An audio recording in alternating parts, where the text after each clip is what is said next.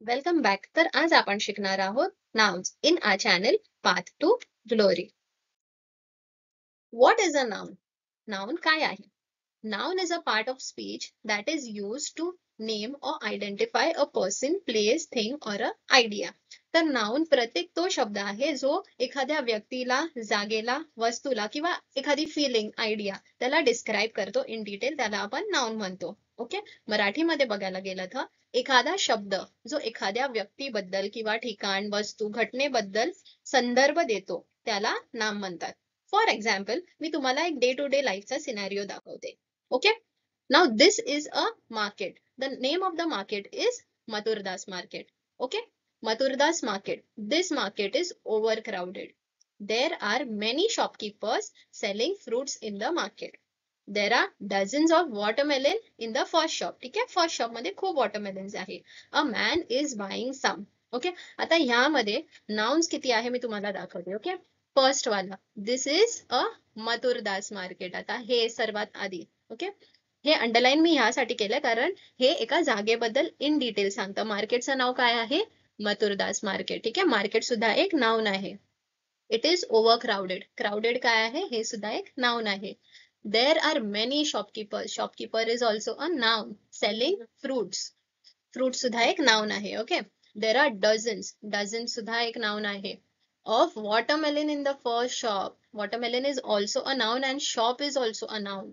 A man is buying some. Man is also a noun. So friends, you got it? की आपण day to life मध्ये एवढं nouns use करतो. So let's study what are the type of nouns and understand it in detail. Okay. So there are four type of nouns.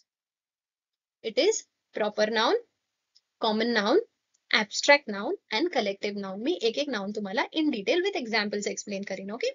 So let's start. First one is common noun. Common noun ते noun आहे जे एका व्यक्तीचं नाव नसेल त्याच्यात. Okay. It is just a thing. For example, an apple, a girl, a house, a car. आता ह्यावरून हे खूप कार असू शकतात वेगवेगळे. Okay. Specific कार बोलले नाही. So it is a common noun. For example, a common noun is a generic word, ठीक आहे, of a person, place or thing. General मध्ये आपण बोलतो तसं. Example, dog, girl, place. Okay. Let's see the examples to understand in detail. तुम्हाला बरोबर कळेल. Let's practice common noun. She read a book. आता she read a book.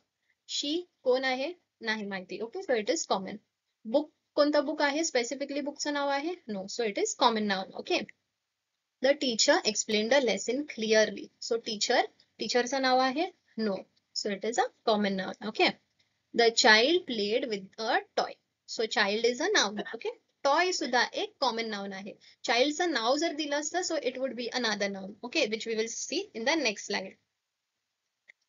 The mountain was covered with snow. So mountain is a noun. नाव नाही दिलंय mountainचं. Okay. He likes to eat pizza. So pizza is also a noun. तर ज्या वस्तूचं नाव नाही आहे, so that is common, which is generally used. आपण बोलतो तो मुलगा, हा मुलगी, सॉरी तो मुलगा, ही मुलगी, हे बुक, ते खेळणं. So these are all common nouns ज्यांचं आपण नाव नाही घेत. Okay. Next. Proper noun. आता proper noun मध्ये जर मी बोलले Ramu is a boy. So Ramu will be a proper noun. Okay. This is Eiffel Tower. This is Statue of Liberty. So Statue of Liberty is also a proper noun. Okay.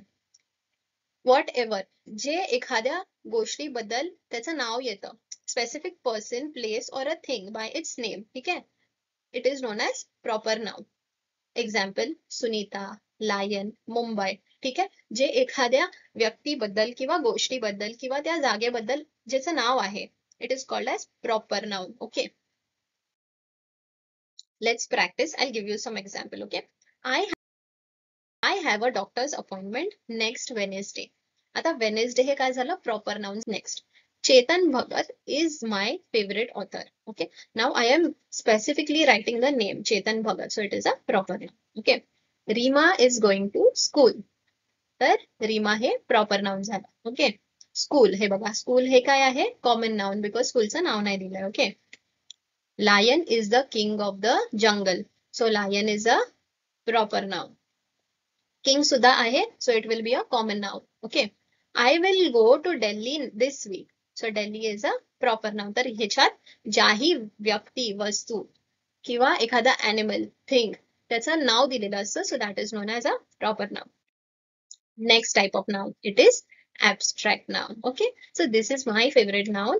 You can also tell me which is your favorite noun. Okay, an abstract noun is used to refer to concept, idea, experience, traits, feeling. ठीक आहे, एखादा noun ज्याच्यामध्ये तुम्हाला एखाद्या idea किंवा experience बद्दल in detail कळतं की तेव्हा कसं वाटलं किंवा ते कसं होतं किंवा त्याचा वास कसा आला, टच करून त्याचं फिलिंग कसं आलं, that is known as abstract noun. For example, honesty, pride, possibilities. तर ज्याही शब्दामध्ये फिलिंग्स असतात. Okay, so that is known as abstract noun. Let's see the example of sentences. My father was angry with me. आता father हे काय झालं, common noun, आणि abstract is angry, ही फिलिंग आहे म्हणजे राग आला. ओके, तर father is common noun and abstract noun is angry. Okay, the child was happy when he got an ice cream. So child is a common noun and happy is a abstract noun कारण ह्याच्यात एक feeling आहे. Okay, next, honesty is the best policy. So honesty is the abstract noun. The man is testing my patience. That man is testing my patience. तर patience काय झालं, abstract noun, because we cannot see it. Okay, आपल्याला हे दिसत नाही but we can experience किंवा आपण हे फील करू शकतो. So that type of noun is abstract noun. There is no possibility for you to reach home by 6 the evening. Okay, so possibility म्हणजे शक्यता नाही आहे. ओके, आपल्याला शक्यता तर दिसते काय नाही, बट आपण जस्ट इमॅजिन करतो किंवा it is a feeling. Okay, so that is abstract noun.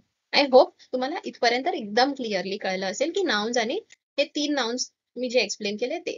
Okay, collective noun आता तुम्ही इमेजेस वरूनच बघू शकता, जिकडे ही ग्रुप्स आहे किंवा जास्त आहे प्रमाणात, एकपेक्षा जास्त आहे, so that is called a collective noun. Okay, collective nouns are words that refer to a group of people, animal or things. ठीक आहे, जिकडे animalचा एक गँग आहे, ओके, एक ग्रुप आहे, त्याला आपण कलेक्टिव्ह नाउन म्हणतो. For example, crowd. क्राऊड आहे ऍबस्ट्रॅक्ट नाउन कारण एकपेक्षा जास्त लोक आहे, दोनपेक्षा जास्त लोक आहे, so it is a crowd. Staff. Staff सुद्धा एक ऍबस्ट्रॅक्ट नाउन आहे कारण स्टाफ मध्ये एक माणूस नसतो, त्याच्यात 4-5 जण असतात किंवा 10-15 किंवा 100 माणसं. Okay, flock. Flock is like बर्ड्सचा, आपण बर्ड्सचा ग्रुप असतो त्याला आपण फ्लोक म्हणतो. Okay, so that is also collective noun. Let's see the examples. A crowd of people gathered to watch the parade. तर क्राऊड काय झालं, कलेक्टिव्ह नाउन कारण ह्याच्यात जास्त माणसं आहे. Okay, people is also common noun. Okay, a herd of cattle grazed in the pastures. म्हणजे herd म्हणजे जे शिप्स आहे, जे कॅटल आहे, त्यांचा ग्रुप जो असतो त्यांना आपण हर्ड म्हणतो. ओके, तर त्यांना ग्रेज म्हणजे त्यांना चारायला नेलं एखाद्या लँडवरती जिकडे भरपूर झाडं आहेत तिकडे. Okay, next, a flock of birds blue overhead. So I told you flocks म्हणजे बर्ड्सचा एक ग्रुप. Okay, next, a colony of penguins waddled on the ice. Colony, तर पेंग्विन्सच्या ग्रुपला आपण काय बोलतो, कॉलनी, आणि माणसं जिथे राहतात त्याला सुद्धा आपण कॉलनी बोलतो, बट पेंग्विन्सच्या ग्रुपला सुद्धा कॉलनी बोलतो. Okay, so a team of athletes completed in the Olympics. तर टीम सुद्धा आहे कलेक्टिव्ह नाउन. ठीक आहे, ऍथलीट्सची ही टीम आहे. Okay, let's take a quick recap. आपण शिकलो कॉमन नाउन. कॉमन नाउन म्हणजे जे जेनरिक वर्ड्स यूज करतो आपण to represent a person, animal, thing or a idea. For example, school, a boy, a car. ठीक आहे, ज्यांचं नाव नाही आहे. Okay, next was proper noun. So proper noun refers to a specific person, ज्याचं नाव आहे. ओके, किंवा एका गोष्टीचं किंवा जागेचं नाव आहे. Example, Ram, India, statue of liberty. Okay, so these are prop nouns. Abstract noun. Abstract noun refers to idea, experience, or tasted, smell, or touched. Example, angry, honest, possibility. ठीक आहे, जे एखाद्या फिलिंगला एक्सप्रेस करतं, so that is abstract noun. And the last one was collective noun. Collective noun refers to a group of people, animals, or things. Example, crowd, flock, staff. Video, please subscribe to my channel and mention in the comment section the latest video which you need and I will explain it to you. Thank you.